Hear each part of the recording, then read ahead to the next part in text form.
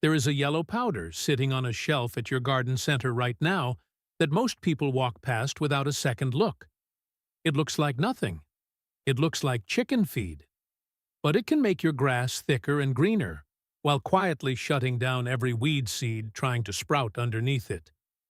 Same bag, two jobs, one feeds, one starves. And almost nobody outside of turf science programs knows this is even possible. I know that sounds like a stretch. Stick with me for 4 minutes, and I will show you the actual research behind it, the exact way to use it, and the one mistake that flips this from a miracle to a disaster. Because yes, this can backfire if you use it wrong, and I am going to tell you exactly how people mess it up. Back in the mid-1980s, a turf researcher at Iowa State named Nick Christians was running disease trials on golf course grass. Nothing glamorous, just plot after plot of test turf. But he kept noticing something strange. Wherever he spread a particular corn processing leftover, the weeds in that section simply never showed up, while the grass around them turned a noticeably deeper green. That was not supposed to happen. He spent the better part of 5 years figuring out why, and what he found reshaped how universities teach organic lawn care to this day. The catch is that there is no company selling this with a marketing budget behind it, so most homeowners never hear about it. That changes today. Before I tell you what it is, let me clear up what it is not, because after my last 2 videos, I got messages from people who tried random pantry ingredients on their lawn and burned patches into it. This is not the baking soda method from a previous video. That one adjusts soil pH. This is not the iron sulfate spray either. That one kills weeds you can already see.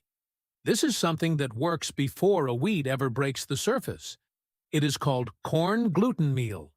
Not corn starch, not corn flour, not the cornmeal in your baking cabinet. Specifically, the gluten meal, a byproduct pulled off during the corn wet milling process when starch and sugar get separated out and the leftover protein is dried into this fine yellow powder. It runs around 10% nitrogen, which alone would make it a decent lawn food. But buried in that protein are small peptide fragments that interrupt root development in freshly germinated seeds.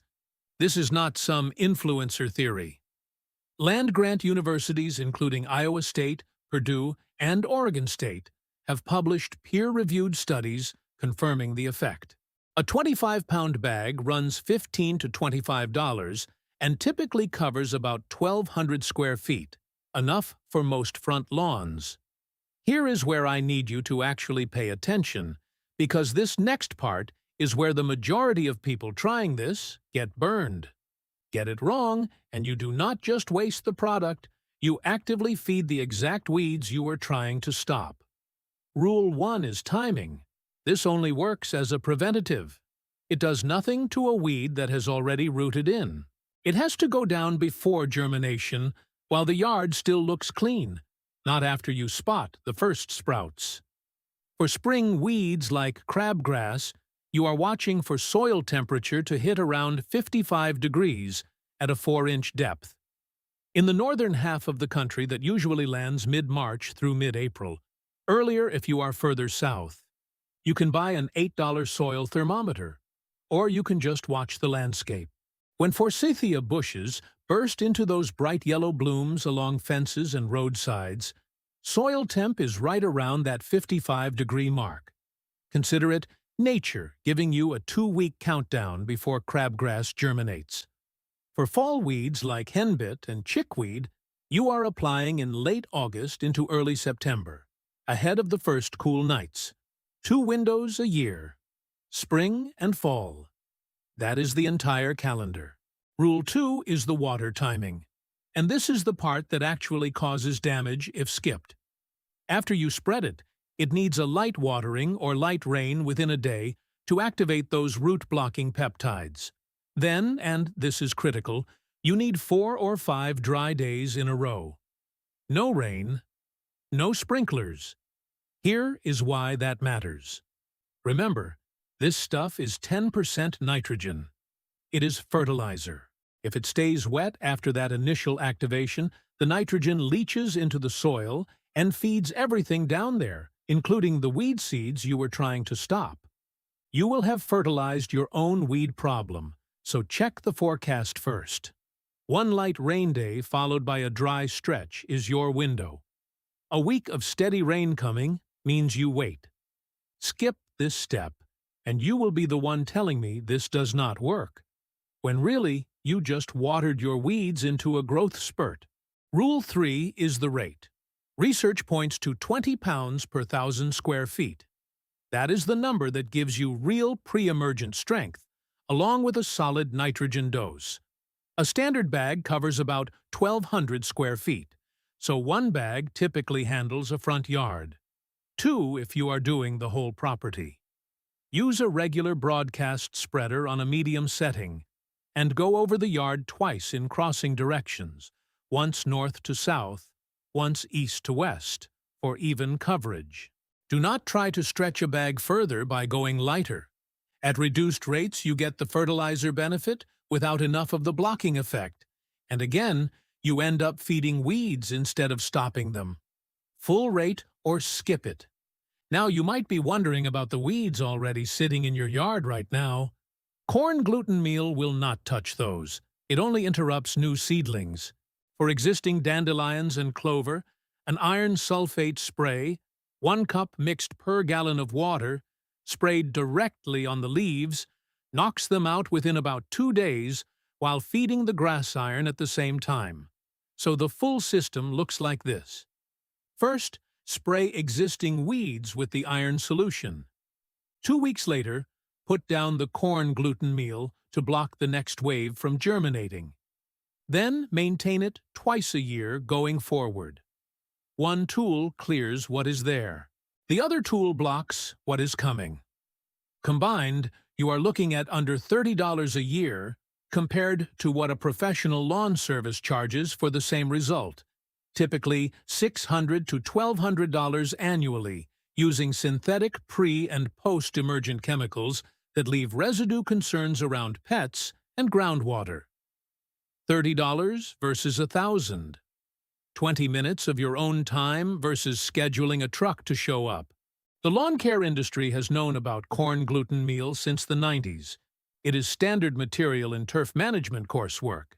There is just no profit angle in telling homeowners about a $20 bag that replaces a service contract, so it stays quiet.